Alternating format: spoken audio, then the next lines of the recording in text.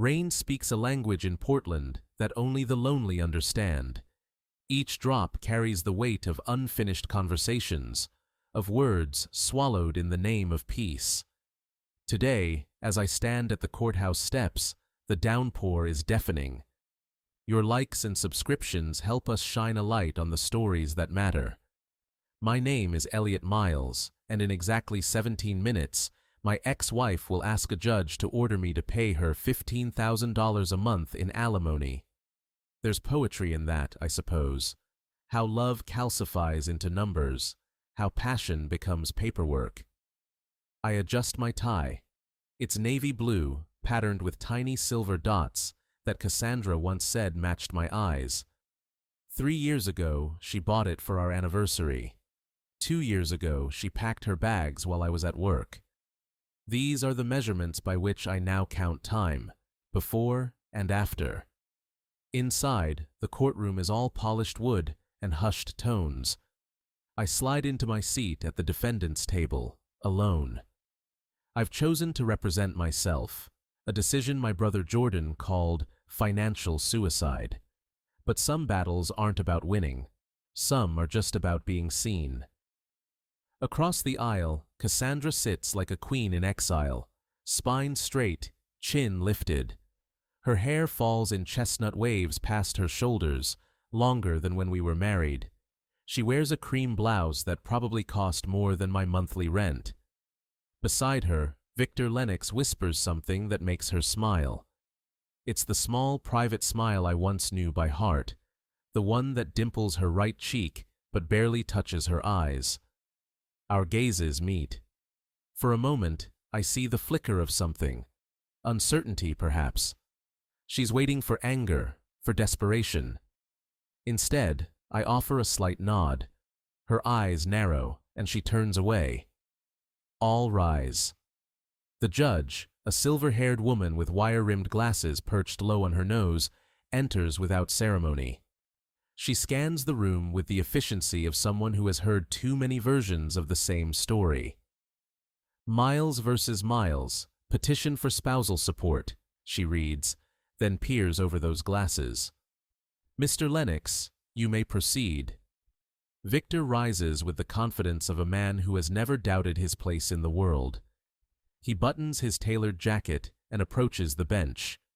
Your Honor, my client, Cassandra Miles, gave 12 years of her life to a marriage that ultimately left her financially vulnerable.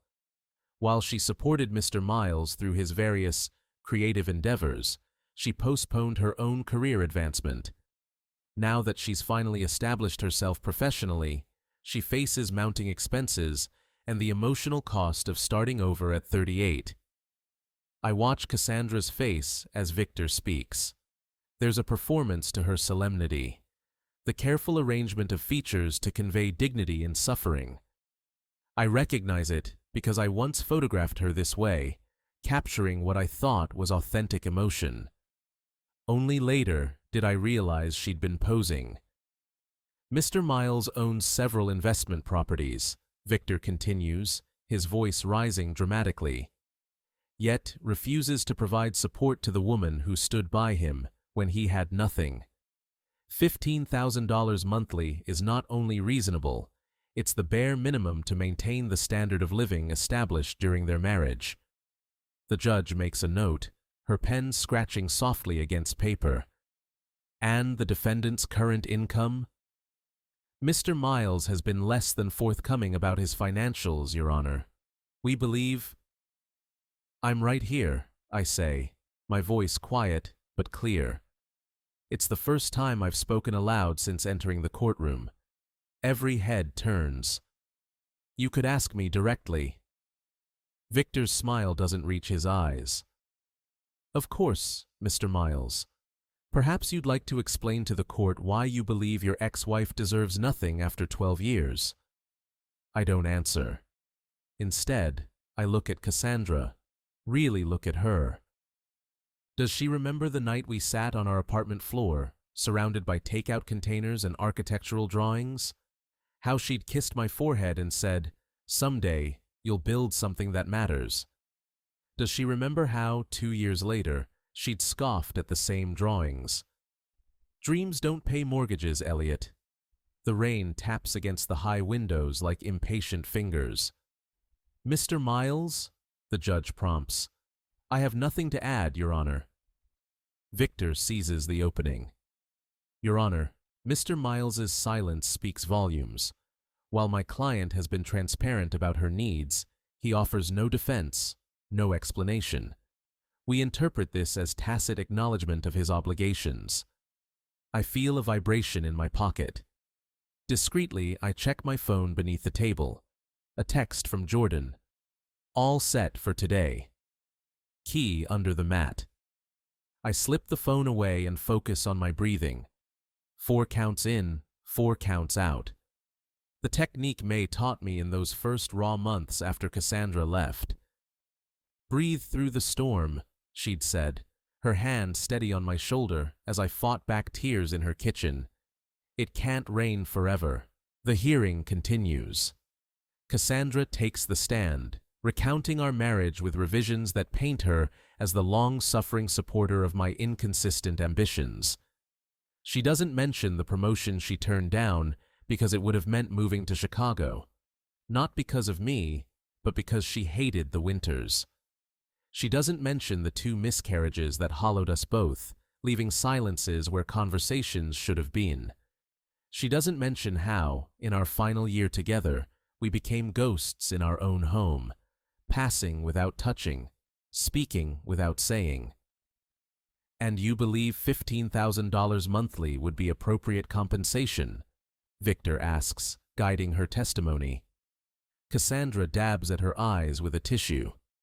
It would allow me to focus on rebuilding without the financial anxiety that's plagued me since our separation.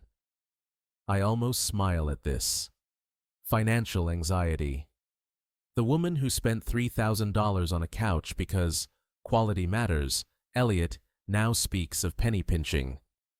But then, perhaps we all rewrite ourselves in the aftermath of loss. When it's my turn for cross-examination, I simply say, "No questions, Your Honor." Victor looks triumphant. Cassandra looks confused. The judge studies me for a long moment.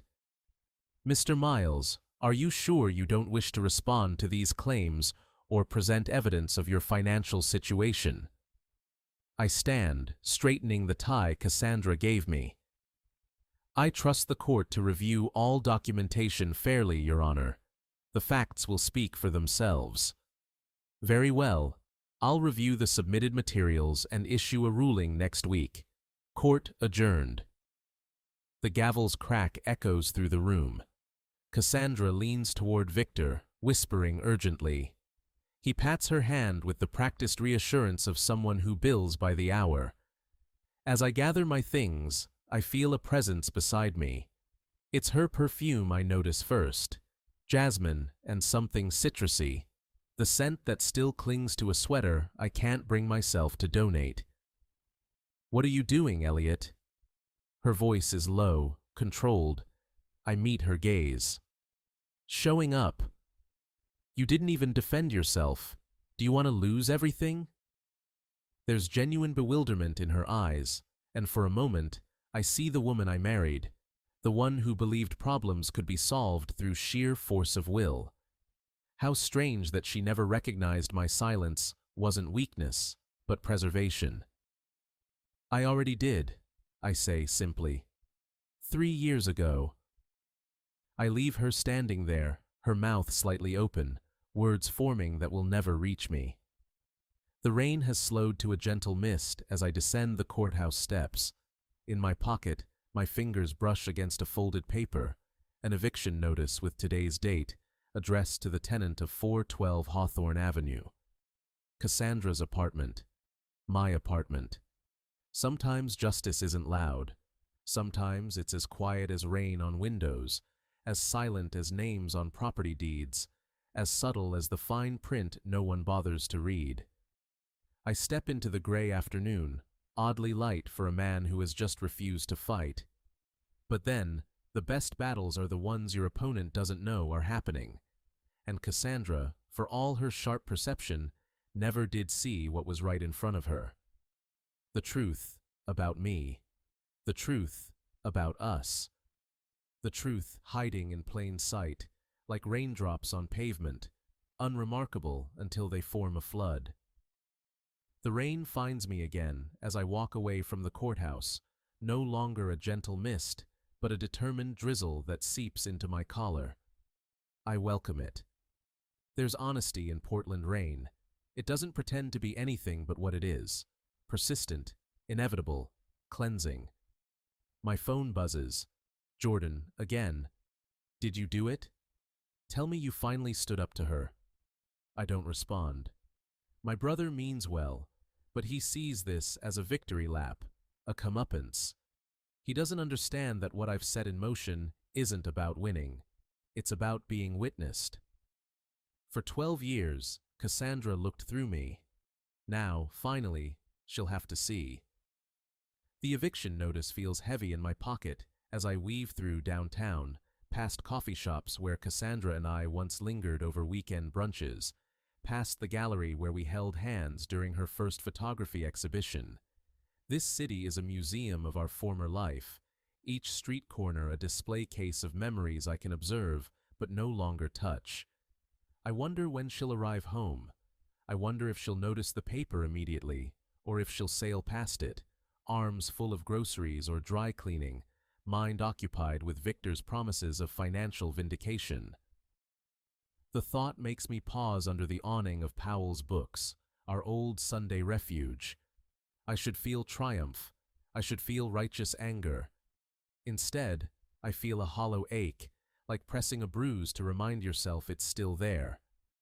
My phone rings. May. How'd it go? Her voice is warm, tinged with concern. May has been my ballast these past 3 years, the friend who showed up with Chinese takeout and brutal honesty when I needed both. It went, I say, watching raindrops race down the bookstore window. Didn't say much. Elliot. Her sigh carries the weight of 1,000 previous conversations. Tell me you didn't just sit there. I didn't just sit there. I stood, occasionally. You know what I mean. Did you defend yourself at all? I step inside the bookstore, welcomed by the familiar scent of paper and possibility. Didn't need to. The paperwork speaks for itself. The apartment, she says. Not a question. Yes. And you're sure about this? Because once it's done. I trail my fingers along a shelf of architecture books, remembering how I once dreamed of seeing my name on a spine. It's already done. Jordan delivered the notice an hour ago. A pause. I can almost see May pinching the bridge of her nose, eyes closed in that way she has when she's gathering patience. You know I'm on your side, right? Always. But revenge isn't going to heal you, Elle. It's not revenge, I say, though the words sound hollow. It's conclusion. May doesn't believe me. I'm not sure I believe myself. Want company tonight? I could bring that terrible wine you pretend to like. I smile despite myself. Not tonight. I need to process. Process, not brood, she clarifies. There's a difference. I'll take it under advisement. I pause, suddenly grateful for her steady presence in my life. Thank you, May, for, you know. I know, she says softly. Call me when you're ready to talk about what happens next. Next. Such a simple word for the vast unknown stretching before me. Across town, Cassandra Miles turns her key in the lock of 412 Hawthorne Avenue, apartment 3B. I know this because I've imagined it 100 times since setting this plan in motion 3 months ago. I see her stiletto heels, the red-bottomed ones she splurged on after her promotion, clicking against the hardwood hallway. I see her designer handbag, the one I couldn't pronounce but paid for on our 10th anniversary, slung over her shoulder. I see her face, still composed but fraying at the edges after the unexpected encounter in court. What I don't have to imagine is the white paper taped to her door. Notice of eviction. Tenant, Cassandra Miles. Property, 412 Hawthorne Avenue, Apartment 3, B. Portland, Oregon, 97214. Effective immediately. In neat, official type, it details the termination of her tenancy. The landlord, Skyline Properties LLC, requires the premises to be vacated within 30 days. The reason? Sale of the property. Skyline Properties LLC. The company I formed 6 months after our separation, when I sold my half of our vacation cabin and invested in the apartment building where Victor had helped Cassandra secure a lease. The irony isn't lost on me. Her own lawyer, so concerned with my financial assets, had no idea I was quietly becoming her landlord. I sink into an armchair at the back of Powell's, surrounded by books whose stories are more neatly contained than my own. My phone remains silent. I wonder if she's calling Victor now, her voice rising with indignation. I wonder if he's already scrambling to review the paperwork he should have examined months ago. The thought brings no satisfaction. I don't go home that night. Instead, I wander the city with my camera, capturing the gleam of streetlights on wet pavement, the blur of car headlights through rain-streaked windows.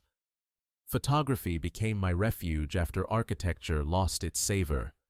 Where buildings required compromise and committee approvals, photography was mine alone, a way to frame the world as I saw it, not as others demanded it be. Near midnight, I find myself on the Burnside Bridge, staring at the city lights reflecting in the Willamette River. The rain has stopped, leaving everything with that slick, newly washed sheen that makes Portland feel like a city in a dream. I raise my camera, focusing on the wavering reflections, when my phone vibrates. An unknown number. Is this what you wanted? Cassandra's voice is tight, controlled, but I hear the tremor beneath. To make me homeless? I lower my camera. You're not homeless, Cass. You have 30 days. Don't call me that. You don't get to call me that anymore. Her breath catches. How long have you owned the building? Almost 3 years. Silence stretches between us, a chasm deeper than the river below. Why? She finally asks, and for once, there's no performance in her voice, just confusion. Why didn't you say anything in court? Would it have mattered? I lean against the bridge railing, feeling the cold metal through my jacket. You've been living in my property for 3 years, Cassandra, paying rent to me, and now you want alimony. I didn't know. Her voice rises, then immediately drops as if she's remembering her dignity. You know, I didn't know. Yes, I say simply. That's the point. What point? That you're vindictive? That you've been planning some sick revenge fantasy while pretending to be the wounded party? I close my eyes, letting her anger wash over me. This is the Cassandra I remember from our final months together. Quick to attack, slow to listen. The point, I say carefully, is that you never saw me. Not really. You decided who I was, the quiet, passive man who needed your ambition to survive. You never bothered to look deeper. That's not true. But her protest sounds weak. You left because you thought I couldn't provide the life you wanted, I continue, surprised by the steadiness in my voice. You never asked what I was building. You just assumed I was standing still. Through the phone, I hear a sound that might be a stifled sob. So this is punishment? For leaving you? No. I turn to face the city skyline, lights blurring as my own eyes fill.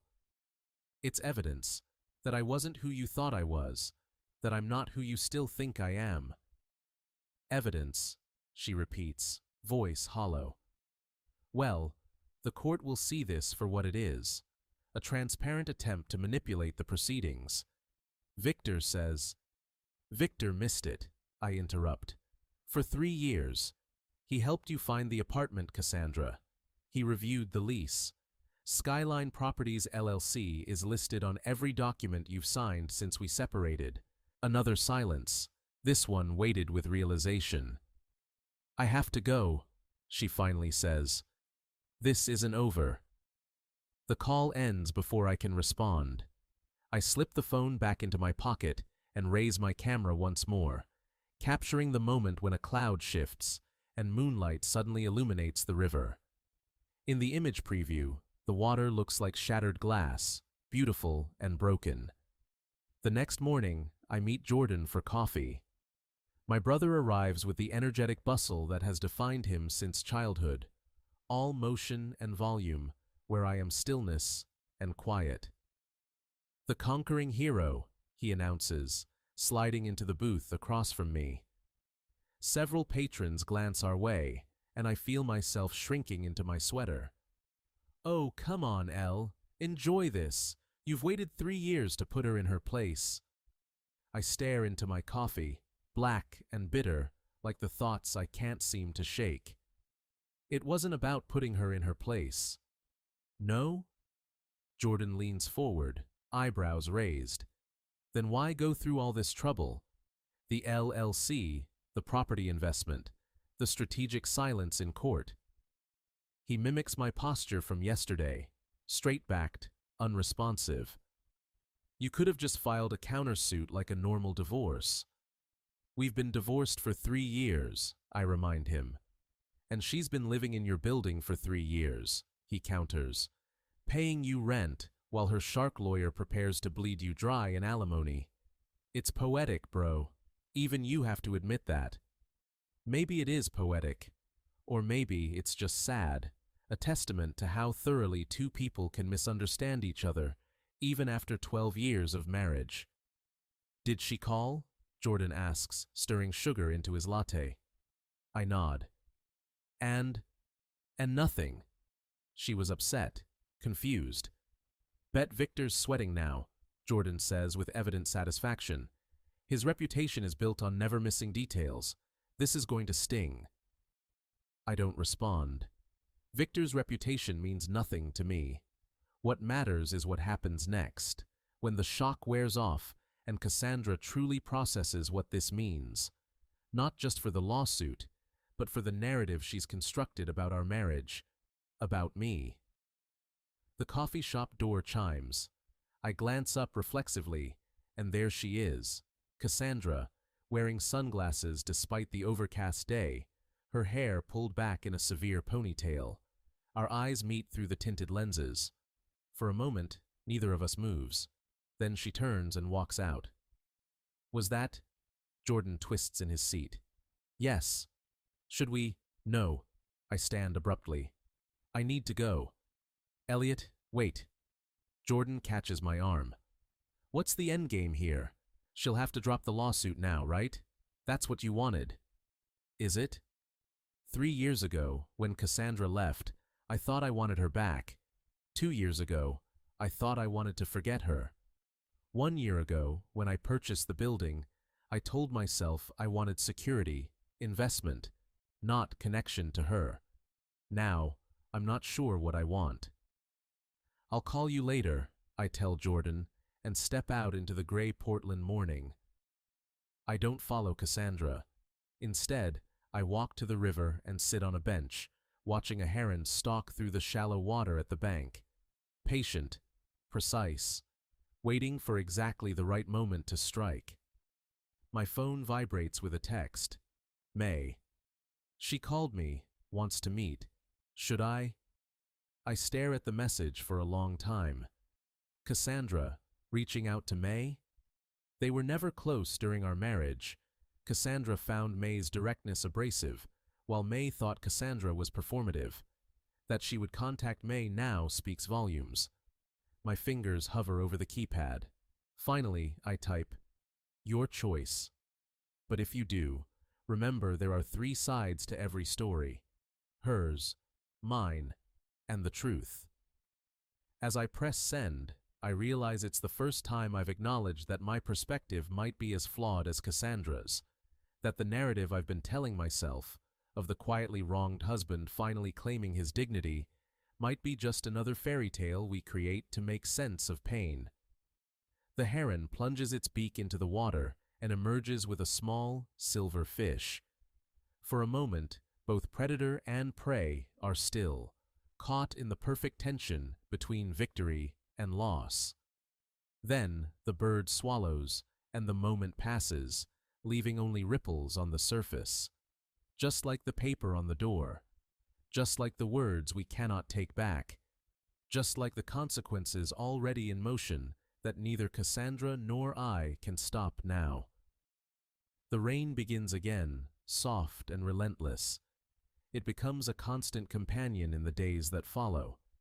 I watch it trace patterns down my apartment windows, creating liquid pathways that divide and reconnect, much like the thoughts I can't seem to order.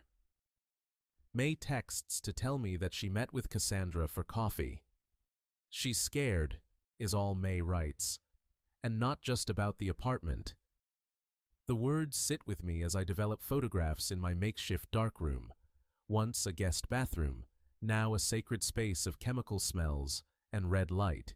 There's comfort in this process, the patience it requires, the faith that an image exists within the blank paper, waiting to be revealed. Like truth, it emerges gradually, first as a ghost, then with increasing clarity. I develop a series of shots from the night on the bridge after Cassandra called. In one, a single light reflects in the river, its glow distorted by ripples, a star drowning in black water. I pin it to my drying line and step back. "Is that how you see me?" The voice startles me. I turn to find Cassandra standing in the doorway of my darkroom, her silhouette sharp against the light from the hallway. I hadn't heard her knock, hadn't buzzed her up. But then, Jordan still has a key. Of course he would give it to her if she asked. My brother, for all his bluster, always had a soft spot for Cassandra's charm. "How did you get in?" I ask, though it hardly matters. "Jordan," she confirms, stepping into the red-lit room. She looks around at the hanging photographs, eyes lingering on the drowning star. "Is that me? The light going out?" I consider lying, then decide against it. "I don't know. Maybe." She nods slowly, accepting this. She's wearing jeans and a simple sweater. Not the polished professional from court, but the woman I used to watch sketch designs at our kitchen table on Sunday mornings, hair piled messily atop her head. "I went to the apartment today," she says, "to start packing." I remain silent, unsure what response she wants. An apology? Sympathy? Neither feels honest. "It's strange," she continues, moving closer to examine another photograph, this one of an empty park bench, rain-slicked and glistening under streetlights. "I've lived there 3 years, but it never felt like home. Not like our old place. Our old place.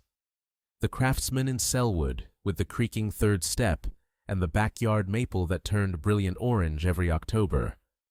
The home we'd restored together, weekend by weekend, arguing over paint colors and cabinet hardware, but falling into bed, laughing at the end of each day, clothes speckled with paint, fingernails lined with dirt. Why are you here, Cassandra? My voice sounds weary even to my own ears. She turns to face me fully, and in the red darkroom light, I can pretend I don't see the sheen of tears in her eyes. I need to understand, she says simply. Not the legal part. Victor explained how we missed the LC ownership. I need to understand why. Why purchase the building? Why let me live there for 3 years without saying anything? Why wait until now? I lean against the counter, suddenly too tired to stand straight. Would you believe me if I said I didn't know? A small smile touches her lips. Coming from anyone else? From you? Always. The admission surprises me. Cassandra, who questioned my every career decision, who doubted my financial instincts, who left because she couldn't see a future with a man stuck in place, now claims she would believe whatever I tell her. I bought the building as an investment, I begin slowly, feeling my way through the truth as it forms. Jordan found the opportunity. He knew you lived there, but I told myself that was coincidental, that it made financial sense regardless. And did it? Yes. Portland real estate, especially in that neighborhood. It was a sound decision. She steps closer, into a pool of red light that makes her look like a figure from an old photograph. Timeless, haunting. But that's not the whole reason. I look away, focusing on the developing tray where another image is slowly emerging. The heron from the river, caught in the moment before it strikes. Number. It wasn't. Then tell me, she urges, voice gentle in a way I haven't heard since before the miscarriages, before the silences, before we became strangers sharing a bed. I met with May yesterday. She said I never really saw you. Something twists in my chest. Not anger, but a sharp recognition. She's right. Then help me see now, Elliot. It's too late for us, I know that. But maybe it's not too late for understanding. The photograph in the developing tray has fully emerged now. I lift it carefully with tongs and clip it to the drying line. I bought the building because it made me feel connected to something, to anything. I meet her eyes.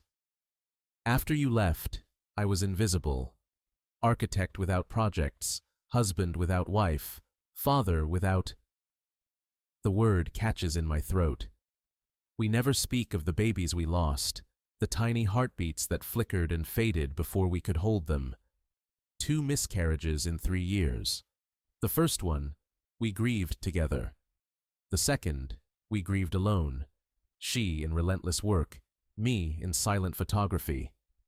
I know, she whispers. I couldn't bear it either. The building was solid, I continue. Real.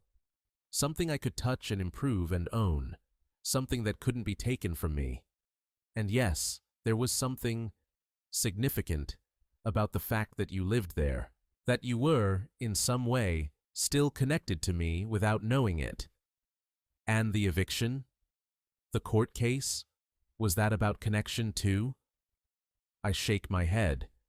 That was about being seen. Really seen, Cassandra. You stood in that courtroom and painted me as this passive, unsuccessful burden you'd carried. You looked right through me, just like you always did. And I needed, to show you that I wasn't who you thought I was. She leans against the counter beside me, our shoulders nearly touching. For a moment, we're silent, surrounded by images emerging from darkness. I was afraid, she finally says, so quietly I almost miss it. When we lost the babies, I was terrified that grief was all we'd ever share, that if I stayed, we'd drown in it together. Your stillness, it felt like surrender. It wasn't surrender, I say. It was processing. It was me trying to find solid ground again. I know that now. She looks up at the photographs hanging above us, moments of Portland captured in shadow and light. These are beautiful, Elliot.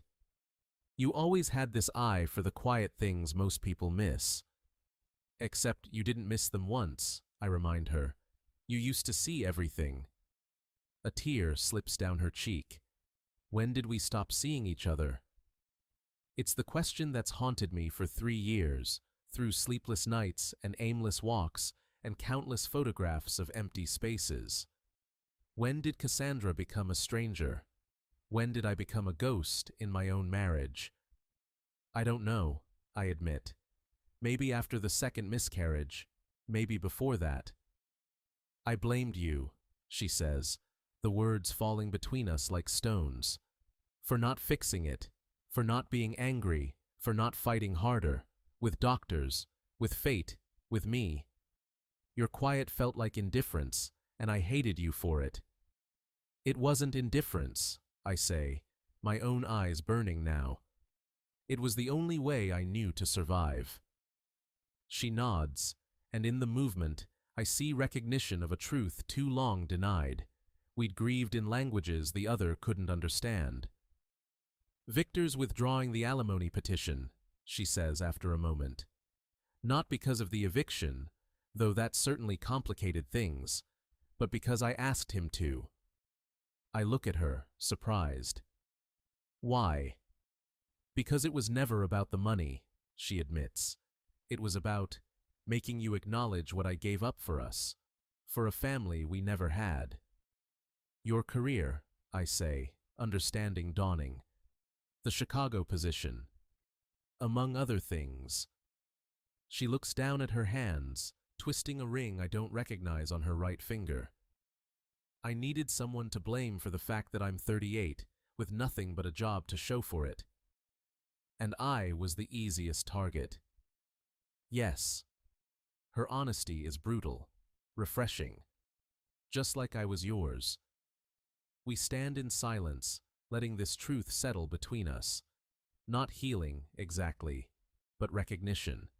Acknowledgement of wounds inflicted and received. What happens now? She finally asks. With the apartment?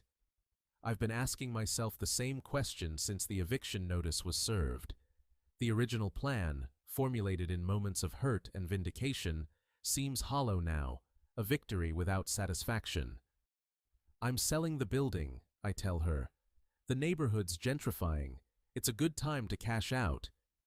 She raises an eyebrow. Smart investment after all. Jordan will be insufferable about it, I say, and we both smile, remembering my brother's absolute conviction in his own financial genius. You don't have to move right away, I add. The sale won't close for at least 3 months. You have time. Thank you. She straightens, putting the slightest distance between us. But I think it's time for a fresh start, somewhere without so many ghosts. I nod, understanding completely. We've haunted each other long enough. She turns to leave, then pauses at the dark-room door. I really am sorry, Elliot, not just for the lawsuit or the things I said in court, but for not seeing you, for leaving the way I did. I know, I say, because I do. 3 years of anger can't erase 12 years of knowing someone's heart. I'm sorry, too, for the silences, for letting you believe you were carrying us both. She smiles, a real smile, one that reaches her eyes. Your quiet was never weakness, was it? It was just you. I should have remembered that. Then she's gone, footsteps fading down the hallway, the front door closing with a soft click that somehow sounds final. I turn back to my photographs, to the images slowly revealing themselves in chemicals and light. A week later, I stand outside 412 Hawthorne Avenue with my camera. The building looks different now that I've decided to sell it, less a symbol, more a structure of brick and glass. I take a few shots of the facade, documenting its lines and shadows one last time.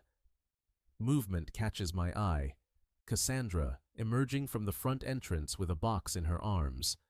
She sees me and pauses, then sets the box down on the stoop and walks over. Saying goodbye? She asks. Something like that. I lower it, letting it hang around my neck. You're packing early. Found a place in the Pearl, month-to-month lease while I figure out what's next. She tucks a strand of hair behind her ear, a nervous gesture I'd almost forgotten. You? I've been looking at properties in Seattle, I say. There's a development firm up there interested in my portfolio, architectural photography with an eye toward urban preservation. Her eyes widen slightly. That sounds perfect for you. It feels right, I agree. A new city, new perspective.